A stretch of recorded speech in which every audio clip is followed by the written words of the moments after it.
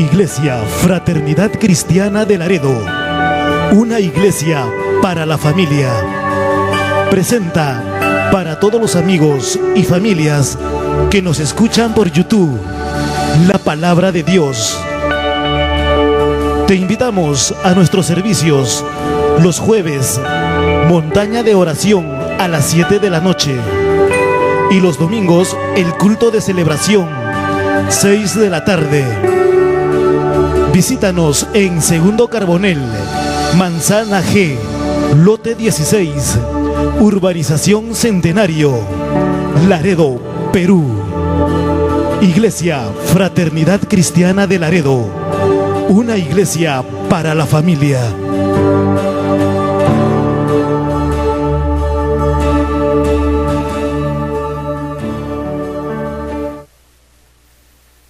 Amén, gloria a Dios.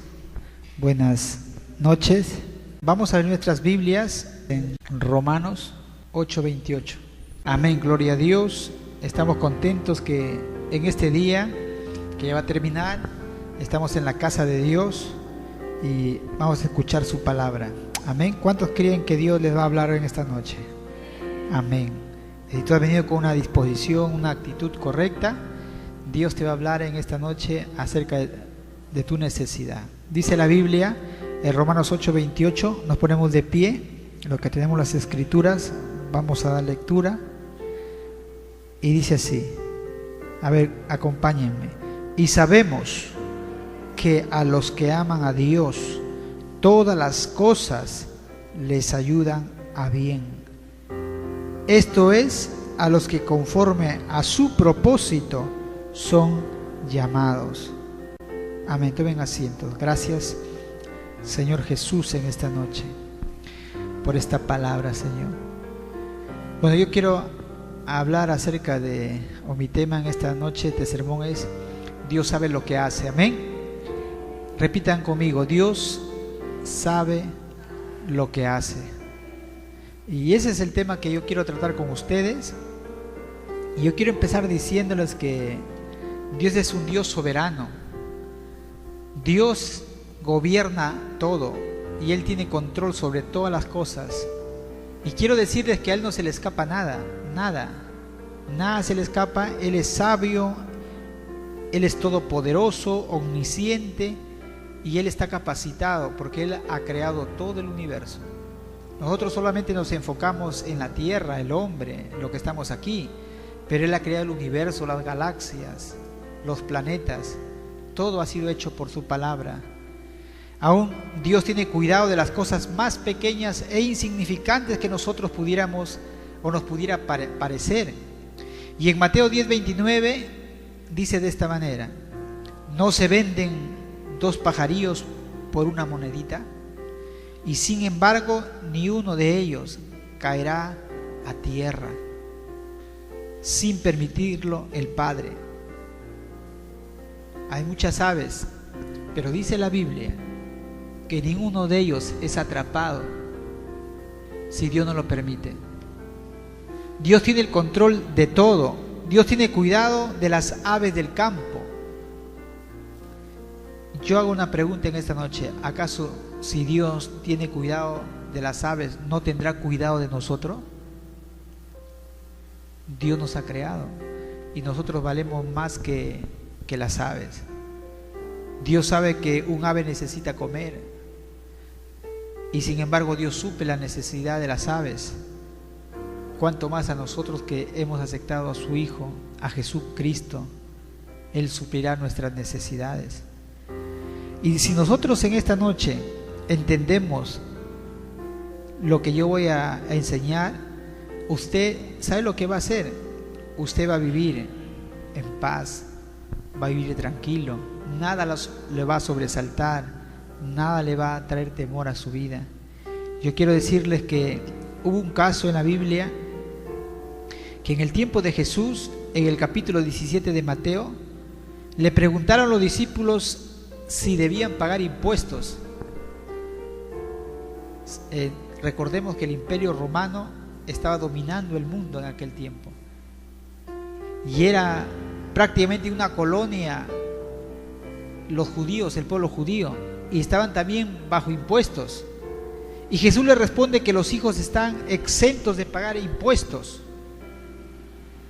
Jesús ordena a Pedro que vaya al mar y se ponga a pescar. Podemos meditar en esta noche cuántos peces hay en el mar. En ese momento cuando Pedro fue, miles, cientos. Jesús le dice que él estaba exento, pero tenían que cumplir con sus obligaciones como civiles. Y Pedro se va al mar y se pone a pescar, y el primer pez que obtenga, Jesús le dice, ahí habrá una moneda con el cual podrás pagar los impuestos. ¿Qué es lo que sucede? Si nosotros, hermanos, nos ponemos a pensar, es extraordinario todo esto. La pregunta es, ¿en qué momento, en qué instante, qué día, qué mes se tragó el pez la moneda? Porque tenía que estar en su estómago. Entre peces, justamente ahí Pedro iba a pescar el que se había tragado la moneda.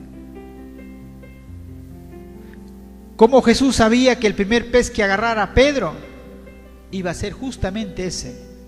Y justo el valor que necesitaba para pagar el impuesto de 2 personas. Porque Jesús le dice, ¿sabes qué? Anda y paga el impuesto de mí y de ti. Este es un ejemplo nada más que nosotros debemos entender cuánta es la mente de Dios. A Dios no le sobresalta y no le toma por sorpresa nada, hermano. Nada. Dios todo lo sabe, Dios todo lo puede. Para Dios no hay nada imposible.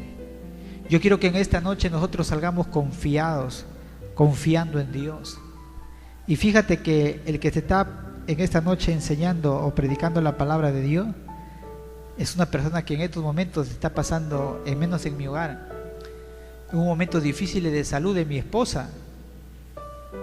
Pero yo sigo creyéndole a Dios, que para Dios no hay nada imposible. Amén.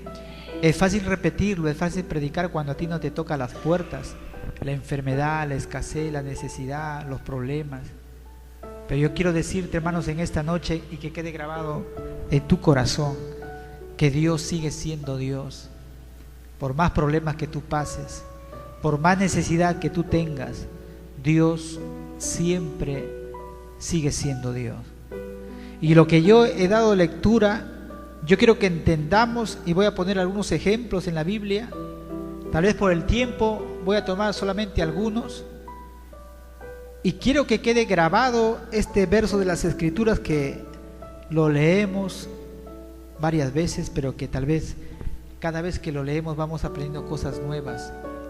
Dice la Biblia, y sabemos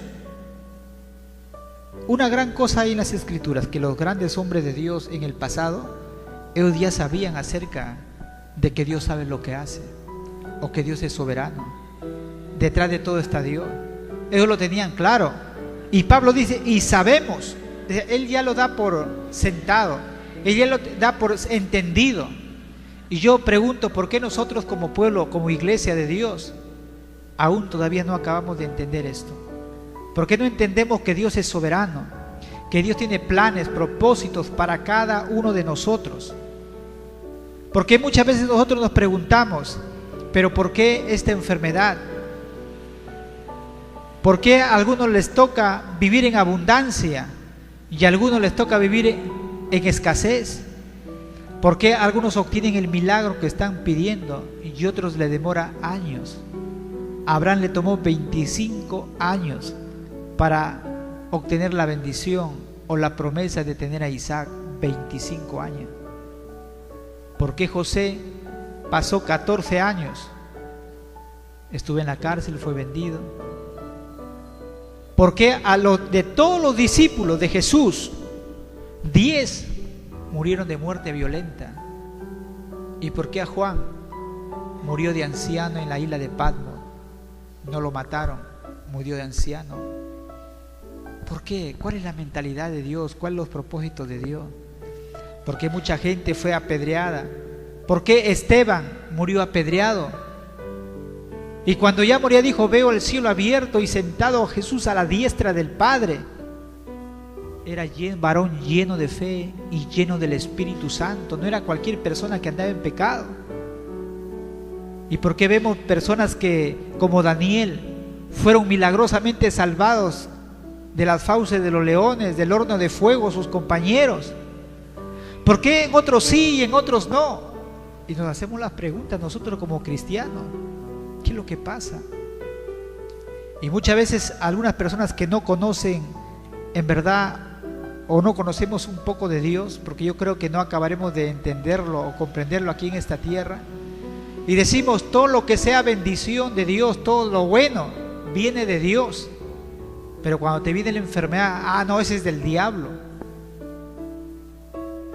Y a veces nos confundimos. Y ahora que escuchamos que el cristiano tiene que vivir en victoria, en prosperidad, en salud todo el tiempo, pero a veces vemos que hay necesidades en nuestros hermanos, enfermedades, y nos confundimos. ¿Pero qué está pasando? Y aún la gente se burla. Oye, sirves a Dios, pero mira cómo te pasa, yo vivo mejor. Y a veces eso nos abruma, nos confunde, y nos hacemos muchas preguntas. Jesús fue fiel, pero murió en una cruz del Calvario. Y cosas que suceden así en la vida, a veces que no entendemos. Pero yo quiero decirle que Dios tiene un plan, Dios tiene un propósito. Amén. Dios tiene un plan para cada uno de nosotros.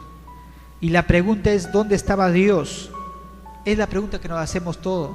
¿Por qué murió mi madre? ¿Por qué murió mi hermano?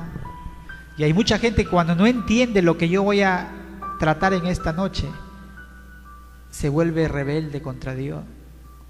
Se retiran de la iglesia. Y muchas veces queremos venir a la iglesia solamente cuando Dios nos bendice, pero cuando no hay la bendición prometida, nos vamos. José pasó, el José de la Biblia, una serie de situaciones lamentables. Lo meten a un pozo, de ahí lo meten a la cárcel, sufrió mucho, el desprecio de sus hermanos, la burla. Y en Génesis dice varias veces, y Dios estaba con José. Estaba con la mujer lo estaba tentando, la mujer de Potifar. Y dice la Biblia, Dios estaba con José, y todo lo que hacía Dios lo prosperaba. Estaba en la cárcel, y varias veces, y Dios estaba con José. No entendemos. José estaba en la cárcel, lo calumnia esta mujer, y Dios dice que estaba con José. Entonces, ¿por qué le sucedió todas estas cosas? ¿Estaba o no estaba? ¿Cómo puede ser que yo me pase cosas malas, que para mí sean malas, como una enfermedad, como un cáncer, como una escasez, y yo pueda decir, Dios está conmigo? Cuando toman preso a Jesús y le comienzan a azotar, muchas veces sus discípulos se hubieran preguntado, ¿pero dónde estaba Dios?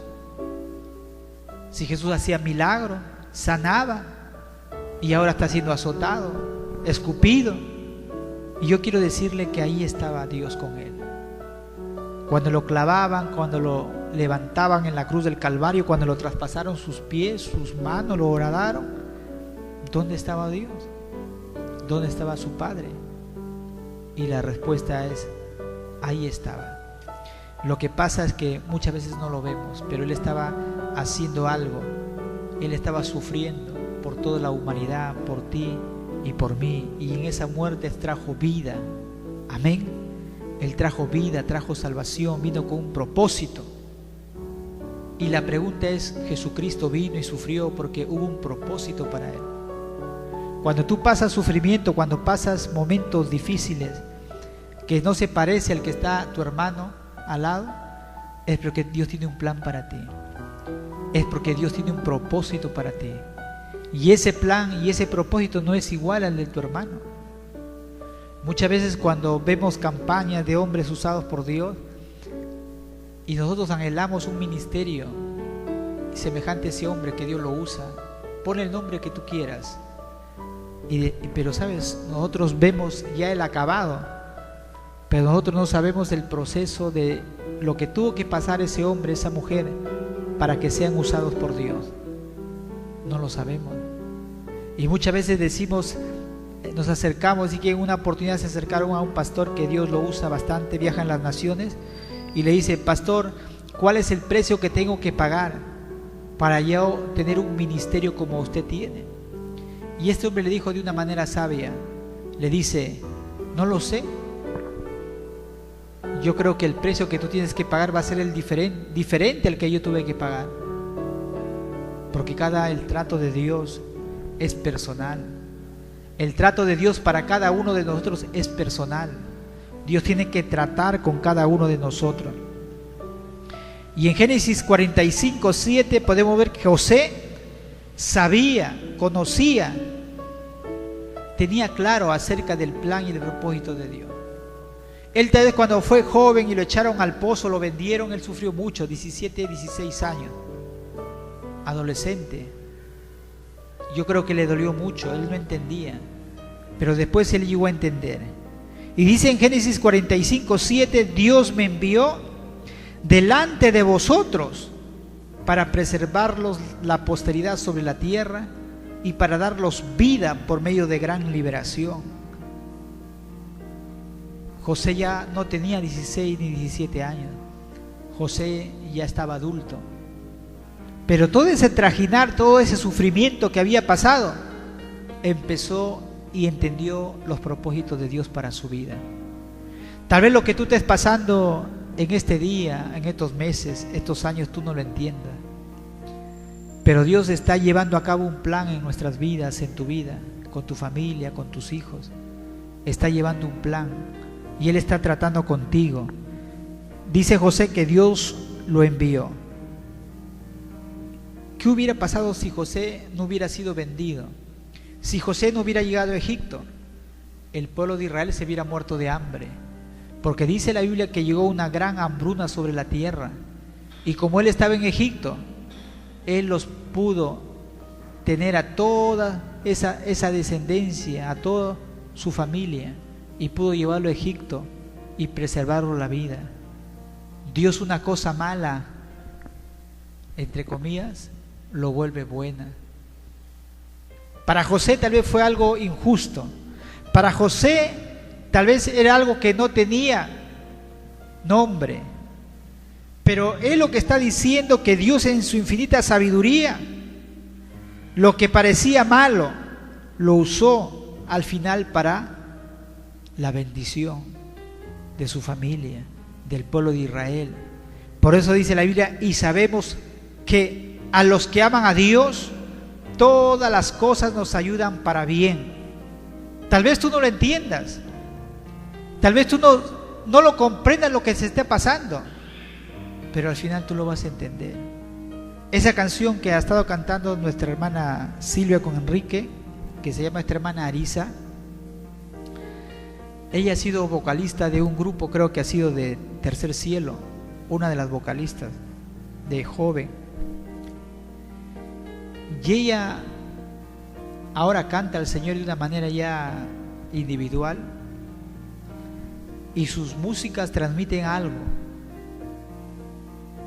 transmiten intimidad, experiencia de Dios con su vida. Y todas las letras, tal así que cuando ella canta, adora a Dios, lo adora, pero se siente la presencia de Dios en cada vez que ella adora, canta. Pero a ella le pasó algo duro. Ella tuvo un hijo con una enfermedad pequeña del vientre. El líquido amniótico de su vientre lo afectó. Respiró, creo que le pasó un poco al niño, y tuvo como en el cerebro un defecto y tuvo que operarlo. Dios hizo un milagro en la vida de este niño. No lo hizo al instante, usó la ciencia médica, pero en ese transcurrir vieron la mano de Dios, aún los médicos. Y Dios le devolvió, prácticamente iba a ser un hijo inútil, enfermo, pero ahora es un niño sano, corre por ahí y los médicos dicen, es increíble lo que ha pasado con tu niño. Y ya en su testimonio hay fotos del niño cuando está pequeñito y para encima era todavía, creo, antes del tiempo de nacer salió. Ahora es un niño normal y ella está agradecido con Dios lo que ha hecho. Dios tuvo un plan, Dios tuvo un propósito. Ahora ella es de una inspiración para mucha gente que está pasando momentos muy difíciles. Dios está levantando en este tiempo gente que ahora ya no le alaba solamente con la cabeza, sino gente que está entendiendo a través del trato con Dios, con la vivencia con Dios. Están, hermanos, dándole a Dios en verdad una adoración en espíritu y en verdad, tal como Dios dijo que andaba buscando. Hay un cantante también que es de Redimidos. La vida de Willy González, un cantante también dominicano. Él también era un joven que era despreciado, mal visto, era drogadicto, le gustaba la música rap, pero música mundana. Pero Cristo vino a su vida, tuvo un encuentro con Dios, dejó la marihuana, la droga y comenzó a cantarle con ese talento a Dios del rap, pero ya no cantar letra del mundo, sino la letra para Dios. Ahora Dios lo lleva por las naciones a través de sus letras, en un testimonio de lo que Dios ha hecho en su vida, porque Dios tiene un plan para cada uno de nosotros. Podemos estar en el lodo cenagoso, caídos, pero ahí Dios empieza a tratar cuando tiene un propósito con cada uno de nosotros, y de ahí nos limpia, nos levanta, y eso trae gloria y honra a Dios, porque dice la Biblia que todo lo que le llaman a Dios, todas las cosas le ayudan para bien. Tal vez estemos pasando momentos muy difíciles, pero en medio de ese dolor, Dios no deja que ni una lágrima, ni un dolor, ni un sufrimiento sea en vano. Dios se vale de todo para que al final, hermanos, Él nos traiga a la imagen y semejanza de Jesús. Él quiere formar en ti y en mí su carácter. Él quiere formar en cada uno de nosotros la semejanza. Muchas veces, hermanos, nosotros somos arrogantes, soberbios, y Dios tiene que tratar con nosotros. Él no puede darnos nada si nosotros, hermanos, no nos parecemos a Jesús. Tiene que tratar con nuestras vidas, con nuestra arrogancia, con nuestra autosuficiencia. Y así pasó la providencia de Dios, porque Dios sabe lo que hace, haciendo en el pueblo de Israel, usando a José. Y eso, hermanos, saber todas estas cosas nos hacen estar confiados, descansar en Dios. Nada nos puede sobresaltar, nada nos puede, hermanos, tomar desprevenidos, porque sabemos que Dios tiene el control. Dice la Biblia que a los que aman a Dios, si yo pregunto en esta noche cuántos aman a Dios, o preguntamos, y todos van a decir sí, yo amo a Dios. Todos decimos que le amamos a Dios, pero ¿cómo fue? ¿Amaste a Dios por así? No, nadie se ama a Dios, nadie quiere servir a Dios. A todos los que estamos aquí nos gustan las cosas de Dios, nos gustó las cosas de Dios. No nos gustaba, podríamos estar en el mundo, en las fiestas. Y Laredo se caracteriza por ser una ciudad muy, bueno, es pequeña, Laredo Centro, y muchas fiestas. Desde sábado empiezan, sábado se agarran domingo, parece que se van como zombies a trabajar, porque tienen que al otro día trabajar. Y ahí está el mundo, se divierte, cierran las calles, porque ellos no entienden el propósito de Dios. Dice Juan que Él nos amó a nosotros primero. Y ese es el secreto. Y eso es lo que está en la Biblia. Ni uno de nosotros ha amado a Dios o ha querido servirle a Dios, pero dice la Biblia que Él nos amó a nosotros primero. Y Pablo le dice a los romanos que Él mostró su amor para con nosotros. ¿De qué manera? Lo habló. Dice que de tal manera amó Dios al mundo que dio a su Hijo, al único que tenía, por cada uno de nosotros. Y ahí está la evidencia del amor de Dios. Dios nos amó primero. Si nosotros, hermanos, somos hijos de Dios, Él no nos va a dejar como estamos. ¿En qué sentido? Cuando nosotros venimos a Jesús, traemos ciertas cosas de nuestra vida. Y los que son nuevos se convierten a Cristo, vienen, son nuevos, empieza todo un proceso en su vida. Y tienen que seguir hasta el final. Van a venir los desalientos, van a venir las dificultades. ¿Por qué? Porque el propósito de Jesús, de Dios, del Padre, es transformarnos a la imagen de Jesús. Ese es todo. ¿Cómo era Jesús? ¿Era arrogante? ¿Era autoritario? ¿Era rebelde? ¿Era hipócrita? ¿Le gustaba calumniar? Y entonces nosotros venimos, cuando venimos a Jesús, venimos con toda esa serie de cosas, con todas esas malas actitudes. ¿Y qué hace Dios, el Padre? Entonces Él tiene que, si quiere hacernos llegar al propósito, al plan que Él ha trazado para cada uno de nosotros, empieza el proceso en nuestras vidas. Más cuando tú le dices, Señor, quiero ser usado, Padre, úsame, llévame a las naciones, tú no sabes lo que le estás pidiendo. A lo menos no estás empezando a entender, pero Dios sí lo sabe. Y empieza el proceso. ¿Quieres ir a las naciones? ¿Quieres ser usado? Tienes que entrar a un proceso donde tu carácter sea moldeado. Entras en el horno de Dios. Entras en el desierto, en el proceso. Y muchas veces es doloroso. Y ahí donde tú tienes que salir. Y cuando tú sales de ese horno, de ese desierto, es cuando Dios empieza a usarte. No es antes. No es antes. Si eres hijo de Dios, entonces tienes que entender eso. En una oportunidad, no sé cuántos lo han leído, dice que había un matrimonio, se fue a una tienda. ¿Y cuánto viste esa loza china? Son hermosas las losas chinas.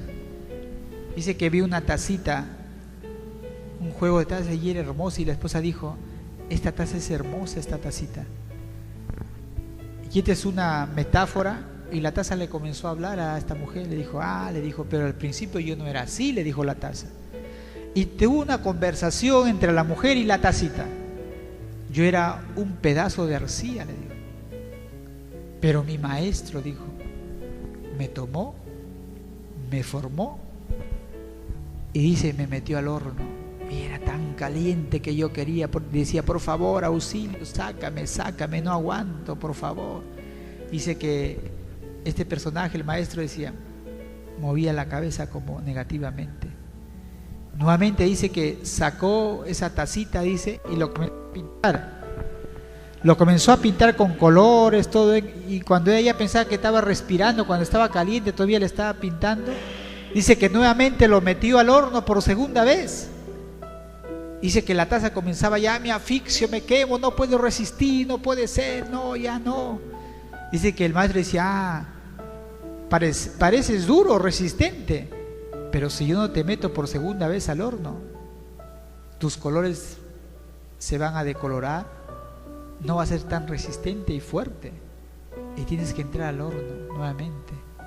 Dice que ella pensaba que iba, ya la tacita no aguantaba en el horno. Dice que lo saca, y ya lo saca y está hermosa. Dice, yo no era un principio así, le dice a esta mujer, pero ahora yo soy lo que soy, porque tuve un proceso.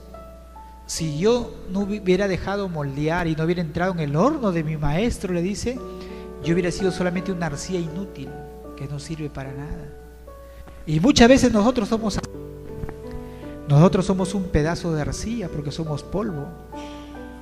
Y muchas veces cuando toma ese pedazo y comienza a formarlo en la manera que Él quiere, como Él quiere, en el propósito que Él tiene para cada uno de nosotros, entonces nos duele y gritamos como la taza, Señor, ya no queremos. Algunos se van, pero vuelven porque dicen, no, Dios tiene algo conmigo.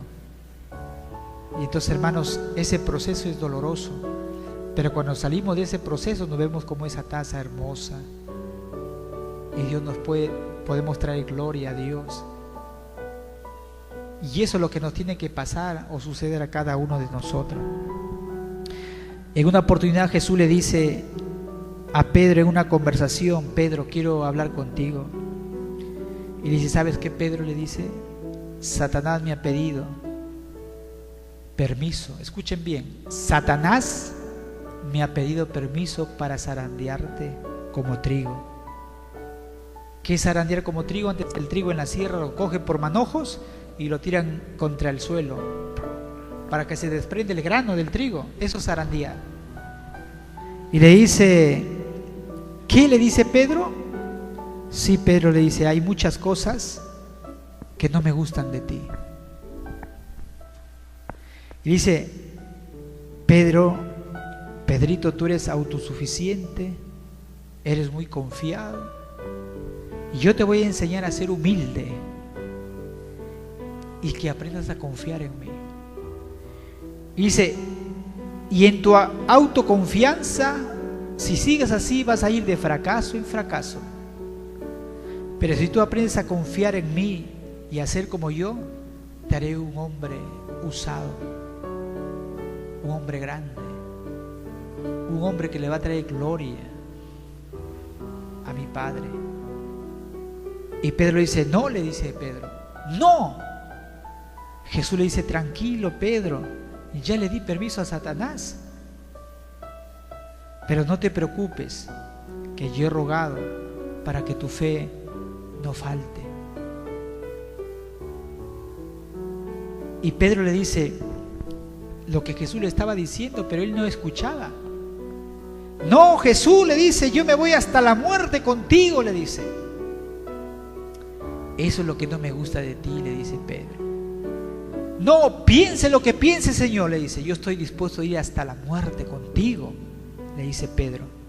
Y Jesús le dice, mirándole a los ojos, mira, Pedro, tú me vas a negar 3 veces y luego va a cantar el gallo. Y Pedro dice, yo negarte jamás.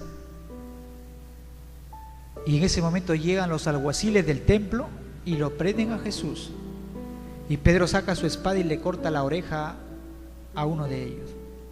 Y Jesús le dice, guarda la espada, Pedro, no me gusta eso de ti. Por eso le di permiso a Satanás para tratar contigo. En eso prenden a Jesús y se lo llevan. Y mientras están interrogando a Jesús cerca de una fogata, porque era invierno, está en una fogata ahí, una mujer se aproxima a Pedro y le dice, oye, tú eres uno de ellos. Y Pedro dice, ¿yo? Sí, tú andas con ese Jesús. No, yo ni lo conozco. Sí, tú eres uno de ellos, le dice la mujer. Luego llega otro y le dice a Pedro, tú eres de ellos. Tu manera de hablar te delata. Hablas como los cristianos. Tienes la jerga de los cristianos. Y Pedro, para que vean que no era de ellos, comenzó a maldecir. Así está en la Biblia. Yo qué voy a ser de esos cristianos, de esos. En eso oyó que cantó el gallo. Y dice la Biblia que cuando escuchó que el gallo cantó, se acordó de lo que Jesús le había dicho y saliendo de ahí lloró. La Biblia dice así, amargamente. ¿Sabe lo que significa llorar amargamente? Llorar amargamente en el griego nos expresa que tuvo un dolor tan profundo de haberlo fallado a Jesús que lloró a llantos y a gritos abiertos. ¿Alguna vez tú has llorado así?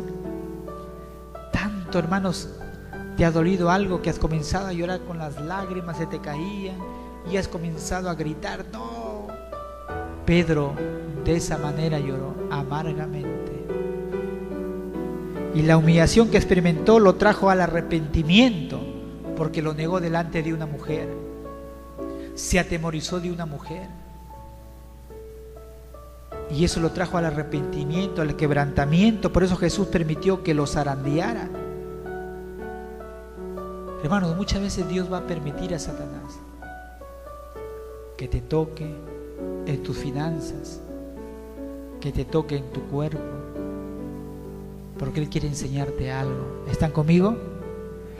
Pero Dios lo va a permitir, porque Satanás no puede hacer nada sin el consentimiento de Dios. Y eso tienes que grabarlo en tu mente. Nada puede tocarte, nada puede dañarte si Dios no se lo permite. En este tiempo que todo, muchas veces no hay un equilibrio, de que todo lo vemos demonio. Cuando era joven, yo me acuerdo que todo lo veía también así. Tuve que equilibrarme. Y como dicen, vemos hasta el diablo, a los demonios hasta en la sopa. Y eso trae, hermanos, muchas veces trae temor en nuestras vidas. Pero todo está bajo control. Amén. Satanás no puede hacernos nada, no puede hacer ni una arma forjada prosperará contra nosotros. Y ahí estaba Jesús, y cuando Él resucita, se aparece a los discípulos y le dice: Pedro, nuevamente, dice que Jesús estaba pescando. Y Jesús hace una fogata y comienza a preparar pescado, a asar un pescado. Y Pedro estaba así en su polo, estaba pescando. Porque ya Jesús lo habían aprendido, lo habían matado, pero había resucitado. Y Pedro dijo: bueno, se acabó todo. Volvió a su oficio de pescador, lo que sabía hacer. Tenía hijos que mantener. Y cuando Pedro le llama: sí, Señor, responde Pedro. Y le pregunta: ¿me amas? Le pregunta Jesús. Y le dice: sí, Señor, yo te amo. Y le dice: apacienta mis ovejas.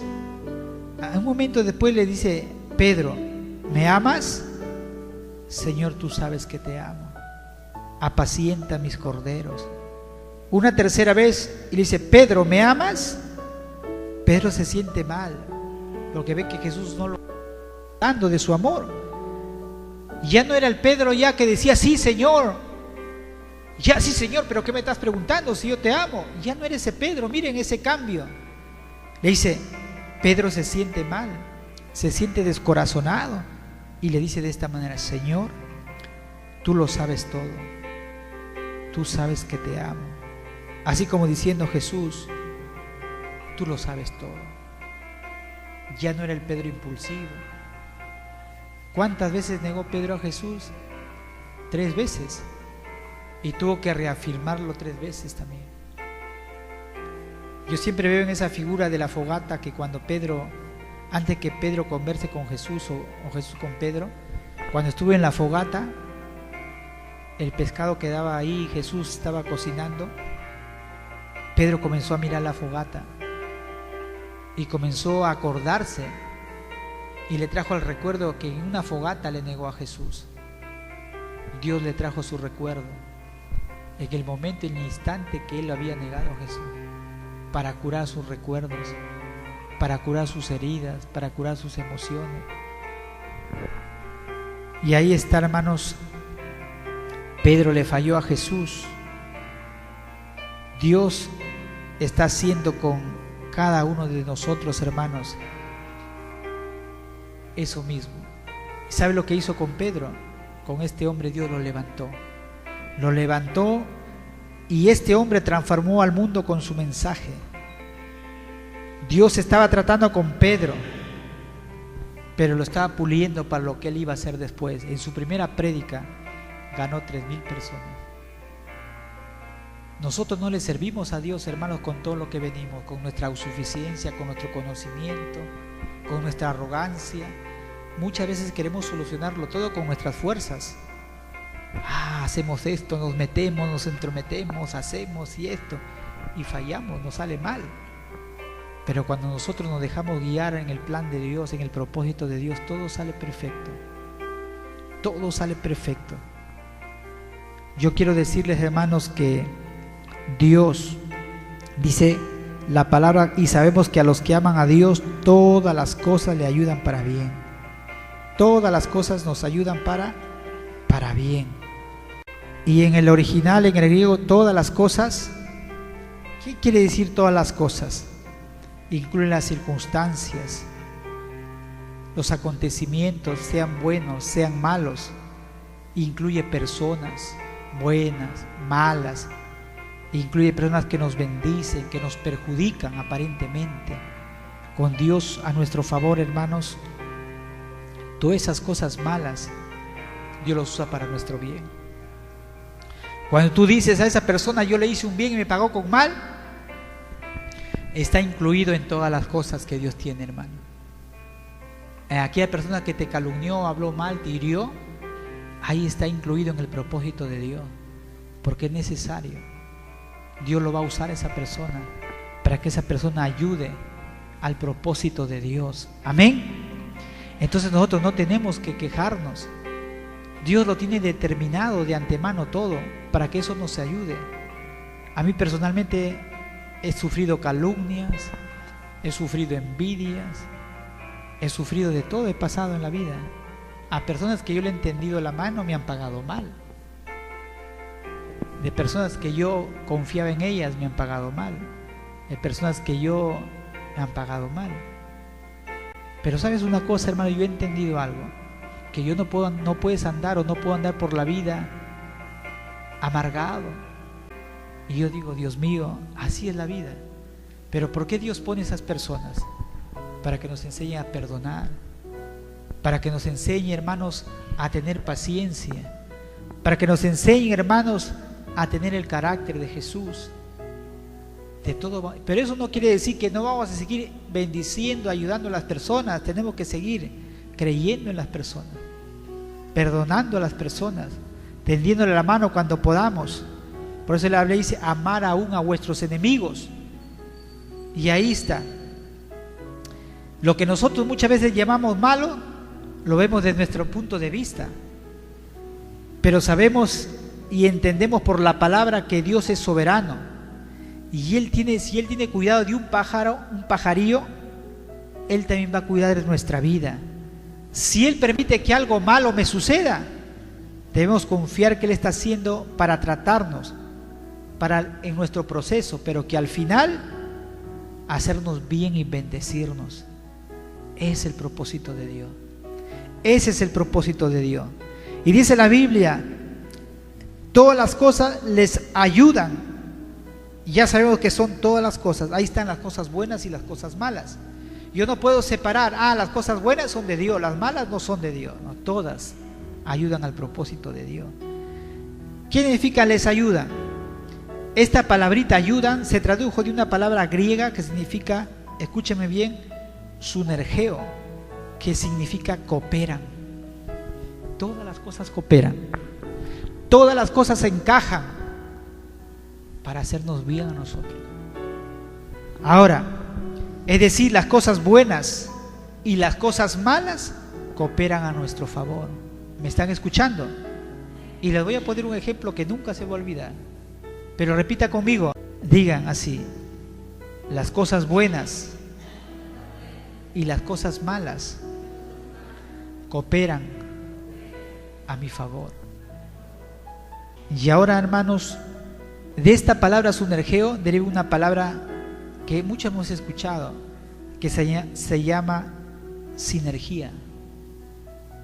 ¿Y qué es la sinergia? Es la acción de dos o más elementos cuyo efecto en conjunto es mayor que cuando operan individualmente. Y esos, hermanos, ¿quiénes hacen un trabajo más rápido y que no nos canse? Cuando lo hacemos en grupo, como iglesia. Vamos a limpiar acá. Tres agarran las escobas, uno carga el agua y lo limpiamos en un instante, otro está por las ventanas y que hacerlo uno solo. Y la palabra sinergia es la acción de dos o más elementos que cooperan, cuyo efecto en conjunto es más poderoso que cuando están de una manera individual. Por ejemplo, ¿cuántos conocen la sal? Todos conocemos la sal, pero la sal que tenemos en la mesa, que echamos en nuestro plato para la sopa, todo eso, está formado por dos elementos, el sodio y el cloro. La sal lo conforman dos, el sodio y el cloro. Esos dos elementos químicos, si se les separa en una manera individual, son veneno. Si yo tomo, aunque fuera una pequeña cantidad de cloro, te envenenas. Ese cloro que echamos ahí y limpiamos, desinfectamos, eso compone la sal. Y sabes, nos envenena. Entonces la sinergia es producir algo bueno, como la sal, de dos elementos venenosos como el sodio y el cloro. Cuando yo lo uno los dos, es algo que no me va a hacer mal, me va a hacer bien. ¿Me están entendiendo? Algo que es venenoso lo uno con otra cosa y es algo beneficioso para mí. Es igual así, todas las cosas nos ayudan, cooperan. Entonces, hermanos, cuando Jesús dijo, ustedes son la sal de la tierra, la sal tiene infinidad de propiedades y funciones. Una de ellas es preservar los alimentos. Si tú le echas al pescado sal, lo mantienes. Así no lo pongas en el frigider que le llaman, pero lo salas y eso lo conserva. Entonces, hermanos, la sal preserva nuestra vida espiritual. Dios hace esas cosas. Y cuando dice la palabra, les ayudan a bien. La frase a bien significa agaxos, que significa cosas mejores, algo mejor, algo bueno. Dios utiliza, hermanos, las cosas, como dijo Pablo en Filipenses 1:12, quiero que sepan, hermanos, que las cosas que me han sucedido. ¿Y qué le habían sucedido? Pablo narra líneas arriba y dice que le habían azotado, apedreado, había sufrido hambre, azote, frío, desnudez. Pero él dice, quiero que sepan, hermanos, que todas las cosas que a mí me han sucedido han redundado más bien para el progreso del Evangelio. ¿Qué cosas le sucedieron añadiendo más a lo que ha hablado a Pablo? Persecuciones, escasez, abundancia, peligro, espadas, hubo naufragio, hubo falsos hermanos, lo traicionaron. Pablo sabía y conocía y entendía los propósitos de Dios. Él sabía que Dios sabía lo que hacía, amén. Sabía lo que hacía. Pero él dice que todas estas cosas trajeron progreso al Evangelio. Y termino diciéndolo en la Biblia, hermanos, cuando dice, a los que conforme a su propósito son llamados. Esto es los que conforme a su propósito son llamados. ¿El propósito de quién? El propósito de Dios. Dios tiene propósitos, Él tiene planes que muchas veces tú te olvidas, ignoras. Estuvimos compartiendo el día sábado un ayuno y una de las cosas que estaba compartiendo una de nuestras hermanas acerca de que uno de sus hijos había venido por una petición que le había hecho a Dios. Ahí hay un propósito, ahí hay un plan de Dios para su vida y también hay una gran responsabilidad de los padres que nunca olviden eso, el propósito, el plan de Dios para su hija, para su hijo. Es importante saber eso, conforme al propósito son llamados. Podemos descansar en la soberanía de Dios sabiendo que Dios tiene control de todo y Dios sabrá cómo hacer al final, hacernos bien. Los momentos, hermanos, difíciles y amargos, hermanos, son difíciles, son tristes, pero yo quiero decirle que son útiles, son necesarios, amén. Y Dios sabe lo que hace. Dios sabe lo que hace. Muchas veces, si estás pasando un momento difícil como una enfermedad, y ahí está el peligro que yo quiero terminar con esto. Cuando decimos, bueno, como el pastor ha enseñado que Dios tiene un plan, un propósito, y además si Dios permite que yo esté enfermo, bueno, así quedará Dios que esté, pues. Aquí voy, hermanos, en un equilibrio de nuestras vidas. Muchas veces cuando yo enseño esto, yo tengo que tener, y le digo, Señor, no quiero que me malinterpreten las personas, de que eso traiga pasividad a sus vidas. Bueno, todo lo que me está pasando es porque Dios lo está permitiendo, Dios está bajo control, así que yo me quedo ahí sentado. Ya ves que Dios tiene todo bajo control. Si tú estás pasando momentos difíciles de una enfermedad, de escasez financiera, tú no tienes que quedarte en la pasividad, porque tú tienes promesas de sanidad, de bendición. Si tú estás viviendo momentos, hermano, de escasez, pero tu vida estás viviéndola en obediencia a Dios, tú tienes que reclamar las promesas de Dios para tu vida, amén. Yo a mi esposa le digo, Has probado de todo. Ahora lo que te queda o nos queda es comenzar a buscar a Dios. A Dios. Decirle: Señor, yo creo en mi sanidad. Tú lo llevaste en la cruz del Calvario hace más de 2000 años. Compraste mi sanidad. Yo lo tengo que reclamar. Y si hay algo en mí, tú tienes que revelarlo. Y no tienes que parar hasta que Dios te diga. Tienes que empezar a luchar, a creerle a Dios, a citarle su palabra.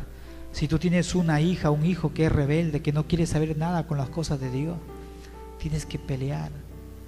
Tienes que ponerte en la brecha como padre, como madre, y reclamar por la salvación de tu casa, de tu familia, del hijo rebelde. Señor, yo me pongo en la brecha y no pararé hasta lograr que mis hijos vengan a tu casa, que te amen más que yo. Hay una mujer que estuve escuchando una prédica de esta mujer. Dice que cuando ella se convirtió a Cristo, dice que esta mujer comenzó a pelear por su casa y comenzó a reclamarle las promesas de Dios. Señor, quiero que mi esposo venga a tus caminos, a la iglesia. Y comenzó a orar, a clamar, a ayunar, a orar. Señor, cambia a mi esposo, cambia a mis hijos. Señor, yo lo reclamo, porque dice tu palabra que si yo creo, yo y mi casa serviremos a Jehová. Señor, y comenzó a guerrear, a orar. Esta mujer no se quedó en la pasividad. Entendía el plan de Dios, el propósito de Dios, que Dios tiene todo bajo el control, pero tú tienes que pelear, pelear. Cuando Dios le dijo al pueblo de Israel: yo les entrego la tierra de Canaán, tierra que fluye leche y miel, yo los he entregado, dice. Todo lo que pisare en la planta de vuestro pie será vuestro. Y Josué no lo entendió así como muchos lo entienden. Ah, Señor, tú me haces esto, lo declaro. Y se van así, tocan las cosas: Señor, este carro es mío, Padre, esto es mío. No estoy hablando de eso. Yo estoy hablando, hermanos, de que cuando Dios le dijo: todo esto los daré, dijo, pero ahora dijo, van a tener que pelear. Y comenzaron a pelear con los amorreos, y comenzaron a conquistar sus batallas y a conquistar cada palmo, cada centímetro. Nosotros tenemos las bendiciones de Dios, tenemos la palabra aquí, las promesas, pero no es para estar en la pasividad. Cree en el Señor Jesucristo y serás salvo, y tú y tu casa. Yo creo esa palabra, ya me siento ahí. Tienes que postrarte en las madrugadas, orar: Señor, yo reclamo a mi hija, a mi hijo, que no le pertenece a Satanás, le pertenece al reino de la luz, a Cristo. Yo declaro a mi esposo, declaro a mi hija, a mi hijo, que son siervos de Dios. Llamar las cosas que no son como si fuesen. Esa es la fe. Confesar: declaro que mi esposo es un hombre de Dios, es un hombre bendecido. Declaro tu palabra de bendición sobre mi vida. Eso es, hermanos, pelear tus batallas, no estar en la pasividad. ¿Sabe lo que ha sucedido ahora? Su esposo sirve con él en ministerio. Y esta mujer dice: yo lo parí a este hombre de rodillas. Su hijo es pastor y un hijo de ella es adorador. Toda su familia le sirve a Dios, pero ella sigue clamando, peleando, orando. Es el precio que nosotros tenemos que pagar. Si tu mujer tiene tus hijos en el mundo, si te ha dolido tus extrañas parirlo, disculpen, o darlo a luz, si te ha dolido tenerlo, entonces tienes que levantarte de madrugada a orar por tus hijos, para que ellos vengan a los caminos de Dios. Si tu mujer eres única en las cosas de Dios, o al inverso el hombre, si tú amas a tu esposo que no quiere venir a la iglesia, o el esposo ama a su esposa, ¿qué le queda? Orar, batallar, pelear para que su esposa venga a los caminos de Dios, o la esposa orar para que el marido venga a las cosas de Dios, se afirme. No es con gritos, no es con peleas, no es con tratos, no es con chantaje, no es con intimidación, sino que nuestras batallas se ganan de rodillas, en la presencia de Dios, clamando, y vamos a ver el milagro de Dios en nuestra iglesia, en nuestro hogar, con nuestros hijos. Hermanos, Eso es lo que yo quiero en esta noche, y todo lo que me están escuchando. Quiero decirle que Dios sabe lo que hace. Todo está bajo control. Pero también tenemos una responsabilidad cada uno de nosotros, de tomar las armas que Dios nos ha dado, que es la oración, el ayuno, la palabra, el Espíritu Santo, la sangre de Cristo, el nombre poderoso de Jesús. Armas poderosas para destruir toda fortaleza del enemigo, reclamar las promesas de Dios, se hagan realidad en nuestras vidas, confiando en Dios y en su palabra, hermano. Tenemos que levantarnos en el nombre de Jesús y saber que Dios está con cada uno de nosotros y que Él tiene control de todo, hermano, de todo. Y todo se mueve a través de la oración. Nos ponemos de pie en esta noche, hermanos. Oh amado Jesús, en esta noche te doy gracias, Padre, por esta palabra, Señor.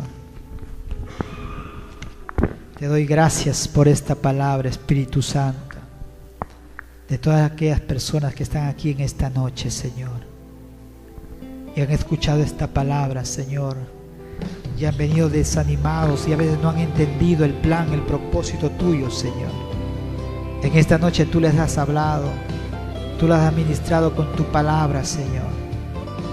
Maravilloso Espíritu Santo, te pido por cada familia que está aquí en esta noche.